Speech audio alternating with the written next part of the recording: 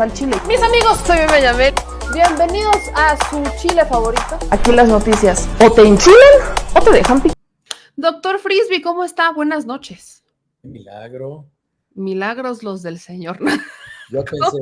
Yo pensé que ya tenían una dentista experta o algo así. No, hombre, Dios No me me libre. hablaban. Fíjese que tengo una entrevista con ella, que sí la grabé. ¿Sí? Cuando iniciaba la pandemia, sí la grabé. Por ahí la he detenido porque hicimos un documental, tenemos algunas entrevistas para un documental sobre el COVID, que las dejamos ahí porque justo ya el documental tuvo otro giro, pero sí la entrevisté, fíjese. No la he sacado, ya me da pena. Ya no la quiero sacar, pero bueno, ahí está. No, pues sácalo, porque pues mira, yo creo que al final de la pandemia, nuestras entrevistas, nuestros comentarios, nuestras estimaciones en salud pública, pues van a ser, son de acceso libre y son material de acceso a cualquier persona y están al escrutinio de las personas y ahí se darán cuenta, pues cuánto acertamos y cuánto nos equivocamos, ¿no? Entonces, Buen punto, como para estudio clínico. no, para saber en la Sí, siguiente claro. pandemia, porque la va a haber en la siguiente pandemia, para saber a quién escuchar, ¿no? La voy a sacar, fíjese que sí la voy a sacar, porque fue de las primeras que vio, cuando todavía estaba relajada, un poco. Bueno, vamos a entrarle al tema de hoy, que fíjese que está bien interesante. Novits, yo no los había escuchado. Ujú, Los salvados del COVID, ujú. el santo grial, a los que no les ha dado. ¿Qué hay con ellos, doctor Fíjate que Frisby? son dos grupos. A unos no les ha dado y los otros incluso no se han infectado. Ok, Para que nosotros podamos saber si una persona se ha infectado, le tenemos que hacer una prueba que se llama inmunoglobulina G para SARS-CoV-2. Y al tener la inmunoglobulina G para SARS-CoV-2 positiva o elevada, en títulos positivos, esto significa que esa persona fue infectada. Y hemos visto, por ejemplo, que hay personas que tienen anticuerpos positivos. Hay un estudio de la Universidad de Berna, en Suiza, en el cual se vio que 28,000 personas, es un estudio que hicieron de manera internacional, 28,000 personas que tenían anticuerpos positivos, es decir, que les hicieron la prueba de esta de inmunoglobulina G para SARS-CoV-2 y la tenían positiva. El 42% de las personas nunca habían tenido síntomas, nunca se habían sentido mal, nunca habían tenido dolor de garganta, fiebre, ningún síntoma de los que ya hemos descrito para COVID-19. Y esto es muy interesante porque al principio de la pandemia, los cálculos que hacíamos era con las enfermedades que se habían presentado previamente. Y los cálculos de este tipo de enfermedades virales por coronavirus es que de los infectados, si nosotros tomábamos 100 personas infectadas, 20 iban a presentar síntomas y 80 no. Y estamos viendo que en el caso de COVID, en el caso de la infección por SARS-CoV-2, el 55-56% de los pacientes no presentan síntomas y más o menos como el 44-45% de los pacientes sí presentan, perdón, estos no presentan síntomas. Es decir, la mayoría de las personas presentan síntomas, 6 de cada 10 y 4 de cada 10 no presentan síntomas. O sea, se invirtió completamente el orden. Y esto puede ser lo que haya determinado que esta sea una enfermedad que tuviera una mayor letalidad, que más personas murieran. Entonces, este grupo de los novits, que quiere decir no coronavirus, que no han tenido, no son positivos para coronavirus, tienen dos grupos. Nosotros vamos a decir que salimos a la calle mañana ahí en México y a 100 personas les decimos, a ver, a ustedes 100 les vamos a hacer una prueba de SARS-CoV-2, de inmunoglobulina G, que se hace positiva 8 semanas después de que una persona se infecta. Y de esas 100, vamos a ver quiénes de ustedes ya se infectaron y no se enfermaron y vamos a ver quién de ustedes no se han infectado. Entonces, el reto de este estudio, que es un estudio de muchos lugares, está haciendo en muchos países, es lo que conocemos como un estudio multicéntrico. Lo estamos analizando qué tanta influencia tiene la genética de las personas, porque no sé si se acuerdan al principio de la pandemia, que se infectaba de COVID el abuelito, el hijo, el nieto, y los tres en un mes ya estaban muertos. Y el abuelito probablemente tenía factores de riesgo, pero el hijo no y el nieto menos. Pero igual se enfermaban de gravedad los tres y morían. Entonces estamos viendo a ver si hay factores genéticos que predisponen que hay personas que se enferman con mayor gravedad y también estamos estudiando si hay factores genéticos que predispongan que una persona ni siquiera se enferme o incluso la infección sea irrelevante para el cuerpo. Puede ser que esté sucediendo algo como lo que sucede en el 2% de las personas caucásicas. La principal población está en el norte de Europa. Estas personas tienen una mutación con la cual no producen una proteína que se une al VIH y ya unidos se meten a la célula de las personas y ya pueden replicarse y reproducirse. Hay personas que no tienen esta proteína, por lo tanto, el virus de VIH no tiene la posibilidad ni la habilidad para meterse a las células. Por lo tanto, esas personas, aunque se expongan y se infecten, nunca se van a enfermar, porque el virus no puede entrar a las células a utilizar el material, la herramienta de creación de material genético, las transcriptasas y todas estas enzimas que hacen que se replique el material genético. Entonces, estamos viendo a ver si es eso. También tenemos que ver qué tanto influyó la vacunación, qué tanto influyó el distanciamiento social. Entonces, estamos analizando todos esos factores, pero ya empezamos a clasificar a la gente que se infectó y no se enfermó o ni siquiera se ha infectado, como los no-bits, porque también hemos visto que, por ejemplo, hay familias en las cuales todos se infectaron y se enfermaron y hay una persona que no se ha enfermado y no se infecta. Entonces, tenemos que ver qué es lo que ha hecho esa persona o qué tiene esa persona, qué características tiene. Entonces, el estudio y la comprensión, el análisis de COVID-19 apenas está empezando, no es que ya tengamos conclusiones muy, muy avanzadas. ¿Cómo puede una persona saber si se infectó o no? Porque a veces los asintomáticos traen esa duda. Muchas personas tienen esa duda de yo nunca sentí nada, pero me dio o no me dio. Pueden hacerse una prueba que se llama IgG, I mayúscula, G minúscula, G mayúscula, IgG, que es inmunoglobulina G, que son las inmunoglobulinas específicas para algo, IgG para SARS-CoV-2. Y si hacen una prueba de IgG para SARS-CoV-2 y les sale positiva, quiere decir que se infectaron. La prueba de IgG para SARS-CoV-2 no se hace positiva con la vacunación, solamente con la infección.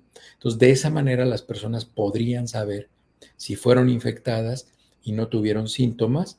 Y esa es la prueba que se hace a partir de las 8 semanas después de que una persona se infectó. Esa no es una prueba que se haga en el momento en el que la persona está infectada. En las pruebas que hacen en el momento que la persona está infectada, lo que tienen como objetivo es detectar o proteínas virales en la persona o detectar material genético en esas personas, material genético viral. En este caso, la prueba que se hace de 8 semanas en adelante por el resto de la vida de las personas es IgG para SARS-CoV-2. Te puedes hacer IgG para herpes, IgG para herpes tipo 1 o 2, IgG para viruela, IgG para sarampión. Todas estas enfermedades tienen una IgG específica. Esos son los anticuerpos, las inmunoglobulinas. Voy con las preguntas. Nos dice Marta, a mí no me ha dado COVID supuestamente. Todas mis pruebas siempre han sido negativas y no he tenido síntomas a pesar de estar cuidando a mi familia que se ha contagiado. ¿Por qué? Y dice tener 3 vacunas Sputnik. Fíjate, ella, por ejemplo, sería un caso muy interesante y sería muy útil hacerle una prueba de IgG para SARS-CoV-2. Y de esta manera, solo de esta manera, nosotros sabríamos si se infectó. Porque puede ser que las pruebas que le hicieron en el momento en el que ella sospechaba que estaba infectada o sospechaba que se había expuesto a alguien, y es por eso que la definición de las pruebas, tanto las pruebas de antígeno como la prueba de PCR, se tienen que realizar en personas que tengan síntomas. Hay mucha gente que tiene, yo conozco gente en México que se ha hecho 20 pruebas a lo largo de los 3 años que lleva la pandemia y se las hacen de manera aleatoria, nada más para saber. Y es tan absurdo eso como hacerse pruebas de embarazo cada 15 días y no tener pareja. O sea, es tan irrelevante como eso. Entonces, las pruebas tienen una indicación y se tienen que realizar en momentos muy específicos. Si una persona está cuidando a alguien de su familia, pero nunca presenta síntomas, pues es prácticamente seguro que la prueba que se hagan, la que sea PCR o anticuerpos, pues va a salir negativa, porque no se deben hacer esas. Ahora, si de verdad una persona quiere saber, esa es la prueba, la IgG para SARS-CoV-2. ¿Esta prueba la encuentran en todos los laboratorios privados? No sé en México, aquí sí. Ok. No sé en México, pero sí sería cosa que se metieran al Chopo, a Olab, a Olarte Yacle, a todos esos laboratorios grandes, y porque pues obviamente, pues ya estabas platicando hace rato de las prioridades económicas del sistema de salud, pues no se van a poner a hacer este tipo de pruebas que son caras y pues ¿para qué? Para que la gente sepa que si se infectó o no se infectó. O sea, en un país en el que hay necesidades inmediatas de salud, que esto sería de un valor estadístico muy grande, pero pues hay otras prioridades, ¿no? Esto no es ni urgente, ni prioritario, ni relevante al momento, pero sí sería importante que se metieran, por ejemplo, que hicieran una investigación en qué laboratorios en México, si en Olarte, ya que les digo, en el Chopo, en OLAB, en los laboratorios Polanco, en todos estos laboratorios grandes, a ver si ahí hacen los estudios de IgG para SARS-CoV-2. Doctor, a raíz de, por ejemplo, si México, supongamos que se aventara a hacer para métodos analíticos este estudio de IgG, ¿para qué nos serviría, por ejemplo, además de tener información estadística?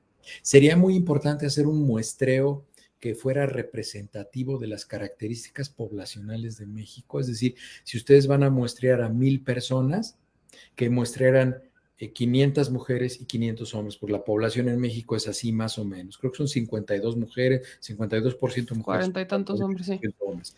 Pero bueno, que se hiciera 50-50. De ahí que se hiciera un muestreo en proporción de adultos mayores, dependiendo de la población, en mujeres de cierta edad, hombres de cierta edad, en menores de edad. Y entonces, cuando tú haces ese muestreo de personas y a todas ellas les haces un cuestionario, ¿usted ha sido diagnosticado con COVID? Sí, no. Perfecto. ¿Usted ha presentado síntomas a pesar de no haber sido diagnosticado con COVID? Sí, no. ¿Usted sabe si alguna vez se expuso? Sí, no. ¿Usted tiene alguna enfermedad crónica como tal? Entonces se hace un cuestionario muy interesante. Entonces se hace una muestra representativa de la población de México y entonces así vas a ver que las personas son positivas para SARS-CoV-2 y qué porcentaje de esas personas, si lo sabía, no lo sabía, quiénes que decían que no se habían expuesto a nada o a nadie enfermo, salen positivos para SARS-CoV-2. Entonces, eso sería un estudio muy interesante porque así veríamos cómo se van desplazando las enfermedades dentro de una población y entenderíamos qué es lo que puede pasar en la siguiente pandemia. Entonces, si nosotros vemos que hay un grupo específico, vamos a decir, los hombres de 30 a 45 años fueron mucho más positivos que el resto de las personas que nosotros muestreamos. Entonces, en la siguiente pandemia, si el virus tiene las características de SARS-CoV-2, hay que prestar mucha atención a los grupos poblacionales que salgan positivos con mayor frecuencia que los otros. Claro. Entonces, todo ese tipo de estudios son muy importantes. Y otra razón por la que sería muy importante hacer una prueba de IgG para SARS-CoV-2 en la población abierta es para empezar a ver qué porcentaje de esas personas tienen síntomas o signos inespecíficos que pudieran estar relacionados con COVID largo y que tengan la prueba de IgG positiva a pesar de no haber tenido síntomas.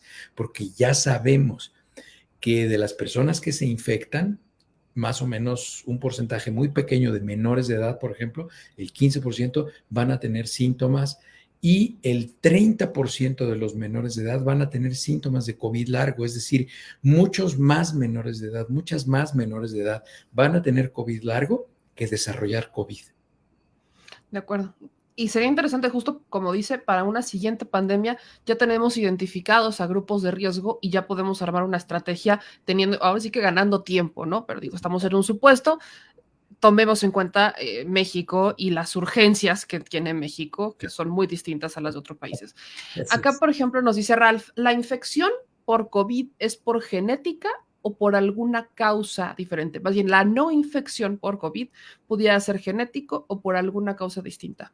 Eso lo estamos investigando, es uno de los factores que estamos investigando. Por eso les ponía el ejemplo de las personas estas con VIH. Miren, para que entiendan cómo salió este estudio, cómo empezamos a sospechar que algo no estaba funcionando como en el resto de las personas, es que había hombres que se dedicaban a la prostitución bisexual en el norte de Europa, en Ámsterdam y en ese tipo de lugares, hombres caucásicos, blancos, que a pesar de que practicaban el sexo no seguro porque no utilizaban preservativo, se exponían a muchísimas personas de todo el mundo, prestaban sus servicios sexuales, eran cuates que siempre salían negativos para VIH.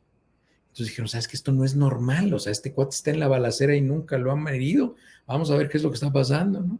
Y pasaba eso. Estas personas tienen la deficiencia de una proteína que necesita unirse al VIH para poder entrar a la célula y reproducirse. Recuerden, los virus son organismos intracelulares obligados, es decir, tienen que meterse a la célula para poder reproducirse y poder sobrevivir. Si no se pueden meter a la célula, el sistema inmunológico celular los destruye inmediatamente, en menos de 48 horas. Ya no hay nada. Entonces, es muy importante que podamos entender si hay algún factor genético relacionado a la conducta de las personas que se infectan por SARS-CoV-2 y que no desarrollan COVID. Doctor, aquí Daniel Gómez hace una pregunta, pero yo la voy a reformar, la voy a modificar. ¿Se han registrado nuevos efectos adversos de las vacunas? Algunos que no se tuvieran registrados. La pregunta de Daniel es ¿por qué no habla? Ya hemos hablado mucho de los efectos adversos. Valdría la pena que Daniel se retachara algunos programas. Pero ¿se han identificado algunos nuevos ya con estas cuartas dosis que han llegado y ya mezclando las vacunas? ¿Se han identificado nuevos efectos? No, realmente la frecuencia de efectos secundarios asociados con las vacunas, efectos secundarios graves, ¿no? Porque sí, la frecuencia de efectos secundarios menores es del 80%, o sea, 8 de cada 10 personas vacunadas van a sentir fatiga, les va a doler, se les va a poner rojito, se les va a poner calientito, les va a doler la cabeza, les puede dar un poco de fiebre, náuseas, pérdida del apetito en las primeras 24, 36 horas y se les quita. Eso sí se presenta en un porcentaje muy alto. Nosotros lo que nos preocupa es que los pacientes, las personas vayan a tener signos y síntomas asociados con la vacunación que les generen o una enfermedad o les dejen secuela. Eso es lo que a nosotros nos preocupa. Pongan en riesgo su vida, ¿no? Que hagan una reacción anafiláctica. Hay un sistema que es lo que muchas personas que no les gustan las vacunas y que arguyen que las vacunas, que vean el reporte de los Estados Unidos, se llama VAERS, V chica A-R-S, VAERS, así se llama por sus siglas en inglés, The Vaccination Adverse Response Register System. Es el sistema que registra los efectos secundarios de las vacunas. Hay más o menos la última vez que yo entré había como 750,000 reportes de efectos secundarios de las vacunas, pero no es porque las vacunas, porque hay mucha gente que decía, ven, las vacunas tienen 750,000 efectos secundarios. No, no es eso. Lo que pasa es que si yo me pongo una vacuna nueva, como la vacuna de COVID-19, y a mí me pasa algo inusual en los primeros 30 días, yo puedo reportarlo como un efecto inmediato de la vacunación. Entonces, hay reportes, por ejemplo, hay reportes de que pues yo me puse más agresivo y me peleé con mi esposa y entonces la golpeé.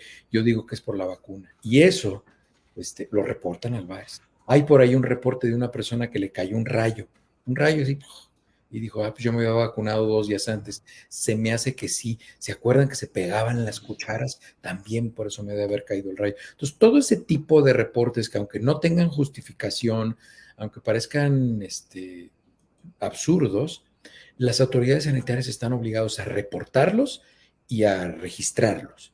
Entonces, y al momento que se registran y se reportan, pues la gente asume, la gente sin conocimientos científicos, sin conocimiento de cómo es esto del sistema de reporte de efectos secundarios, el VAERS, dice, ya vieron todo lo que pasa. Hay más de 750,000 efectos secundarios o personas afectadas y no sé qué tal. Y luego también hubo por ahí algunos insensatos que sacaban videos de muchachos, principalmente hombres, son los que vivían dos diferentes, teniendo crisis convulsivas en una sala de urgencias de un hospital, que después supimos que uno tenía epilepsia y todas estas cosas, pero decían, a lo acaban de vacunar y miren cómo se puso. Entonces, todo ese tipo de cosas, la gente que quiere creer en eso, pues cree, ¿no? Eso pues es más bien dogma. Y la gente antivacunas habitualmente se guía mucho por lo que le dicen y no les gusta mucho la ciencia. Les gusta más escuchar lo que quieren escuchar que conocer la verdad. Esa es una muy buena respuesta. Ahí están los datos. Usted puede opinar lo que usted guste opinar, pero vayamos a los datos que existen. Me voy con más preguntas, dice la Mari Landeros. Doctora, mi hija le dio COVID en febrero. del 2022, en el cual sí tuvo síntomas. Posteriormente, en julio 22, solo tuvo voz ronca y tos. ¿Cómo pudo saber secuelas? ¿Cómo pudo saber qué secuelas pudo contraer desde entonces? Pues las secuelas serían algún signo, algún síntoma, alguna sensación que su hija tenga que no haya tenido después de la primera infección. Esto que usted está mencionando se parece mucho a lo que tenemos reportados casos, y se están reportando casos mucho más frecuentes con Omicron, las variantes, las subvariantes de BA, la BA2, la BA4, la BA5. Hay casos de reinfecciones en personas, incluso personas vacunadas. Los casos de COVID largo, el COVID largo se incrementa mucho, mucho su riesgo si las personas están no vacunadas y también si no reciben medicamentos antivirales. Las personas que están vacunadas tienen refuerzos y además de eso recibieron medicamentos antivirales, que tengo entendido que en México no los tienen, ya sea el medicamento este combinado que se llama Paxlovid, que son dos antivirales combinados, o el otro antiviral solo, que es el Molnupiravir. Las personas tienen bastante menor riesgo de tener efectos a largo plazo o secuelas COVID. Ahora, aquí nos dice Víctor MX, doctor, yo solo perdí el olfato y los olores son muy penetrantes ahora. Ejemplo, destapo una lata de chiles y es muy fuerte el olor, ya llevo como 9 meses. ¿Es normal seguir percibiendo así los olores? O sea, no es normal, desde luego que no es normal, pero ahí en cuanto al olfato nos recomiendan mucho que utilicemos sustancias aromáticas para que se vuelva a entrenar el aparato respiratorio. Recuerden, lo que está afectado no es la nariz, lo que está afectado es el bulbo respiratorio que está en el lóbulo frontal del cerebro, que la percepción de los olores que se registra y se codifica ahí es la que está afectada. Entonces, es una afectación cerebral. Entonces, si esto sucedió desde la infección y la enfermedad activa por COVID y se perdió el olfato y se perdió el gusto o alguna otra sensación neurológica, algún otro tipo de sensación o percepción, eso lo que nos dice es que la persona fue afectada en el sistema nervioso central, es decir, el cerebro fue el que se afectó. Y entonces, bueno, muchas veces lo que hemos visto en el COVID largo, fíjense qué es lo que pasa. El COVID largo se presenta en las personas porque ya que el sistema inmunológico logra destruir todos los virus SARS-CoV-2, el virus tiene la capacidad de dejar pedacitos, fragmentos de proteínas en diferentes partes del cuerpo. Y dependiendo de qué parte del cuerpo se quede esa proteína y qué tan intensa sea la reacción inflamatoria que esa proteína causa, es lo que va a perpetuar los efectos de COVID-19 o el COVID largo. Eso es lo que está relacionado. Ahora, ¿por qué hay unas personas que tienen más fragmentos de proteínas que otras? Es muy fácil saberlo. Las personas que tengan una enfermedad con más síntomas, con una carga viral más elevada, incrementan de manera directamente proporcional el riesgo de tener COVID largo. Entonces, es muy importante que procuremos estar vacunados, no exponernos y ya si nos infectamos, pues tratar de seguir todas las recomendaciones para que nuestra enfermedad sea leve y la carga viral que desarrollemos sea baja. Acá nos dice Adrià Rico. Buenas noches, ¿es conveniente que las mujeres embarazadas con coronavirus tomen el antiviral Paxlovid? El Paxlovid se recomienda en la mayoría de la población. Hay ciertas restricciones y en este momento el Paxlovid está clasificado como un medicamento en el cual no hay una evidencia suficiente de sus riesgos y sus beneficios. ¿Cuál es el problema con las mujeres embarazadas?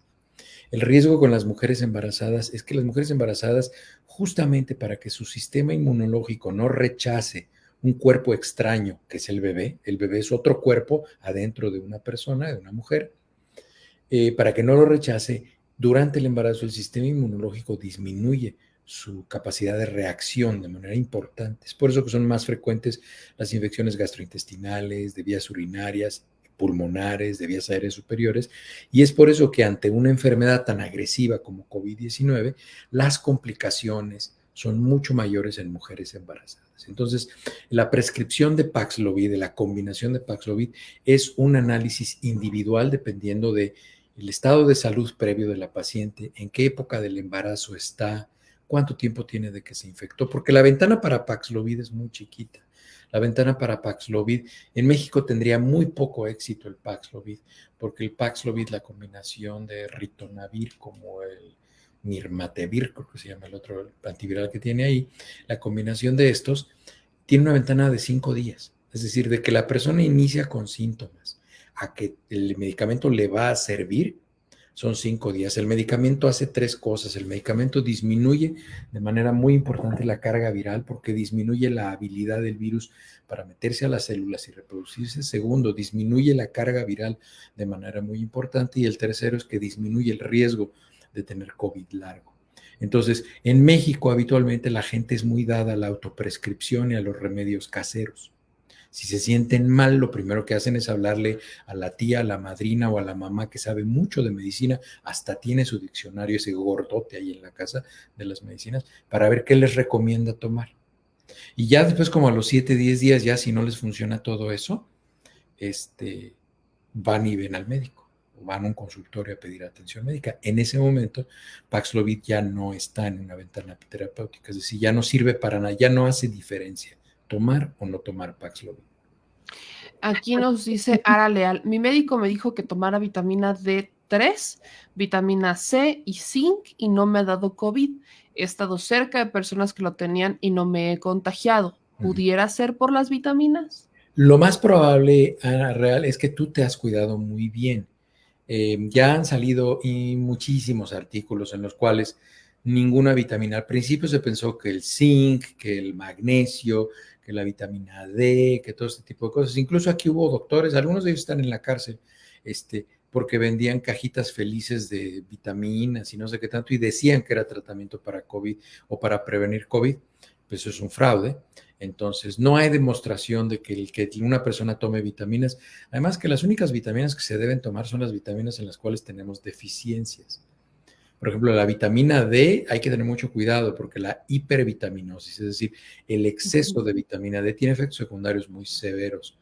Entonces, es muy fácil, háganse un examen de vitamina D, de 1,25 de hidroxicolicalciferol, es el nombre científico del análisis que se tienen que hacer, y si tienen deficiencia, pues van y toman vitamina D, pero si no, no la necesitan y no necesitan tomársela. Nos dice Pablo López, doctor, mi esposa y mis hijos y yo nos contagiamos, pero mis 2 hijos y una niña de 4 años y un bebé de 5 meses les salieron unos granitos. ¿Pudiera ser post-COVID? El rash viral es algo muy frecuente. Eso se llama rash viral y se presenta en muchísimas enfermedades virales, no solo en COVID. El exantema viral es algo que se presenta con mucha frecuencia en pacientes que tienen COVID y que tienen antecedentes de dermatitis atópicas. La dermatitis atópica es la manifestación en la piel de alergias a algo a lo que nos hemos expuesto. Entonces, pacientes que tengan antecedentes de asma, de rinitis alérgica, dermatitis atópica, son pacientes que con mucho mayor frecuencia desarrollan rash asociado a infección por COVID. Andrea nos dice que si es normal que a su papá le diera mucho sueño después de la vacuna. Sí, claro, porque se cansa. La respuesta, el aparato en el sistema inmunológico es un sistema que consume mucha energía, muchas calorías, muchísimas. Y es por eso que a los adultos mayores y a los menores de edad, los bebés, hay muchos bebés que después de que los vacunan se duermen, les dan un bañito para que no les dé fiebre, les dan sus gotitas del antipirético que les haya recomendado el pediatra y se duermen muchas veces 24 horas. Hay papás que se espantan porque se duermen tanto, pero es por eso, cuando el sistema inmunológico está trabajando, causa un consumo de calorías muy importante y las personas se fatigan. Es por eso que nos fatigamos cuando tenemos enfermedades virales de vías aéreas superiores. Omar Gutiérrez, hola, tengo 3 hijos, 2 les dio COVID, pero 2 no quieren las vacunas. ¿Corren algún riesgo serio, Doc? Pues una persona que no se vacune contra una enfermedad que puede darles y que tiene un espectro de síntomas y COVID largo muy importante, pues claro que los ponen en un grupo de riesgo. En este momento las personas en el mayor grupo de riesgo, tanto para COVID como para COVID largo, son las personas no vacunadas. Dice, y 90 años, no menos 95 de corrupción. Es otro comentario, José Maldonado. Espérate, aguántame tantito. Vamos ya con los últimos comentarios por aquí, que ya veo que ya empezaron por acá. Dice, ¿qué tan bueno es el factor de transferencia contra el COVID? No sirve para nada. ¿De dónde salió lo del factor de transferencia? Pues, de ahí ¿A quién se salió. le ocurrió?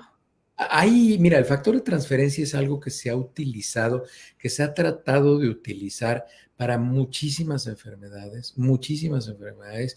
Durante mucho tiempo se pensó que era una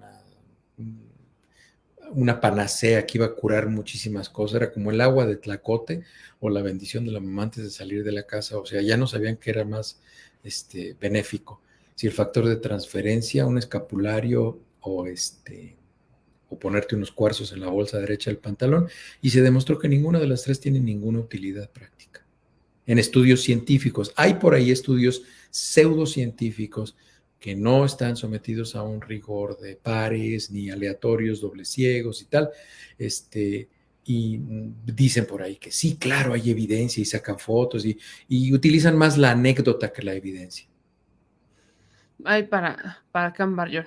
Y nos dice Roberto, por favor preguntar qué papel juegan los carbohidratos y la azúcar como inflamatorios del cuerpo con el COVID-19. La primera adicción habitualmente fomentada por quienes educamos menores de edad cuando nacen es por el azúcar. Y el azúcar es una de las principales fuentes para que las personas tengan algo que se llama trastorno inflamatorio crónico de baja intensidad. Y las personas que tienen trastornos del metabolismo de los carbohidratos tienen inflamación crónica de baja intensidad, y al tener inflamación crónica de baja intensidad, las infecciones son más severas, duran más tiempo y tienen mayores secuelas. Entonces, las personas que tienen un consumo alto de azúcares, principalmente azúcares refinadas, que son las azúcares blancas, productos muy endulzados, son personas que tienen un factor de riesgo muy alto para presentar no solo COVID-19, sino cualquier otro tipo de enfermedad infecciosa.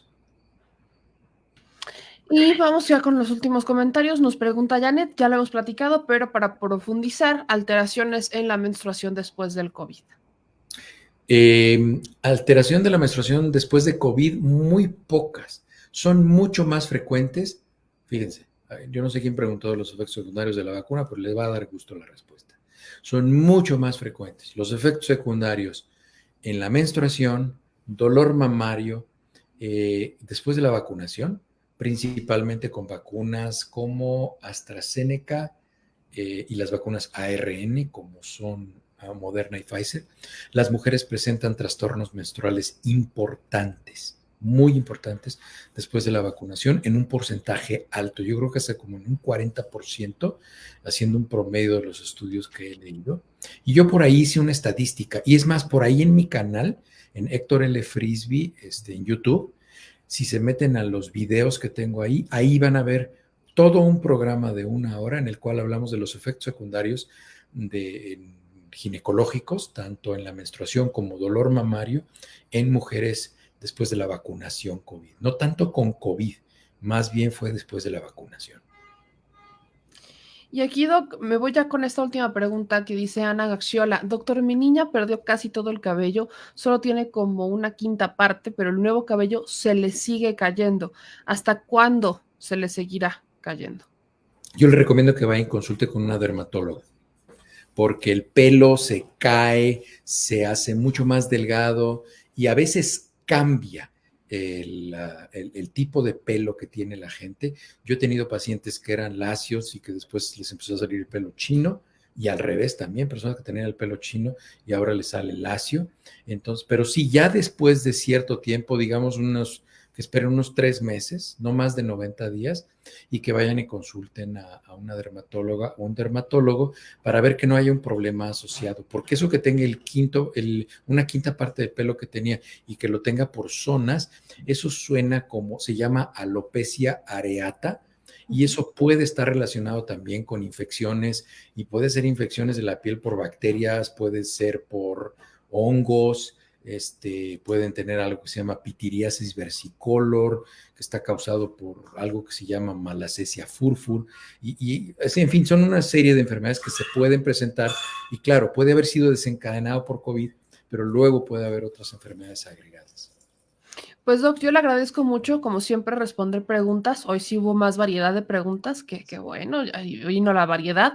Entonces, es más, esta del pilón, la de Marisol, ¿El diagnóstico de bronquitis asmática es asma o no es asma? Bueno, la bronquitis es la inflamación de los bronquios. Y recuerden, itis es inflamación y bronqui, pues es los bronquios. Una persona que tiene un ataque de asma, es decir, ¿qué es lo que pasa en el asma? Normalmente en el asma hay un componente inflamatorio muy importante. Los bronquios están de este tamaño. Entonces, si yo soplo, no hace ruido. Si yo cierro el bronquio, ¿por qué? Porque los bronquios son duros por fuera, son sólidos por fuera, son cartílago. Entonces, cuando se inflaman los bronquios, se inflaman hacia adentro, es decir, cierran el espacio que tiene el bronquio. Entonces, esto ya empieza a hacer ruido, como que chifla, ya no es, ya no se oye nada, se hace chiquito y hace ruido. Esto en una persona que está respirando se oye, eso se llama sibilancias. Las sibilancias se presentan en pacientes que tienen un ataque asmático. ¿Por qué? Pues porque tiene inflamados los bronquios, porque el asma es una enfermedad que tiene un componente alérgico muy importante. Entonces, la bronquitis asmática es lo que presenta el paciente, que es una inflamación de los bronquios causado por una enfermedad principalmente alérgica, que es el asma. Hay pacientes que tienen no asma, pero tienen algo que se llama broncoespasmo inducido por el ejercicio o la actividad física, que son pacientes que cuando se estresan mucho o hacen ejercicio, presentan un espasmo de los bronquios y una inflamación más bien relacionada con la actividad física. Y hay otros que están todavía más amolados que presentan un broncoespasmo relacionado con la actividad sexual. Entonces, son personas que cuando tienen actividad sexual presentan con dificultad respiratoria. Para que se cuiden y recordar que cada cuerpo es distinto, ¿no? Eso también es importante, cada cuerpo es distinto. Vaya con un doctor, no se automedique. Muchas gracias. Mira, mamá. Mira, échate, pero ponlo así, mira, ponlo así. Que se vea la lonja. Pura galleta, pura galleta. El señor productor, no, hombre, ya, para tus pesares, hazte para allá. En vez de que vayan a compartir el video, le van a poner dislike. ¿Qué pasó? ¿Qué pasó? Pues bueno, si les gustó este video, no se les olvide dejar su like, suscribirse y activar la campanita. Manitas, suelta las manitas. Suscríbete, suscríbete, suscríbete, suscríbete, suscríbete, suscríbete, suscríbete, suscríbete. Y si te gustó el video, suscríbete y compártelo, y compártelo, y compártelo, y compártelo, porque hay que descifrizar a la nación, ¿verdad? Al Chile. Adiós. Discúlpenlo, tiene déficit de atención. Nos vemos.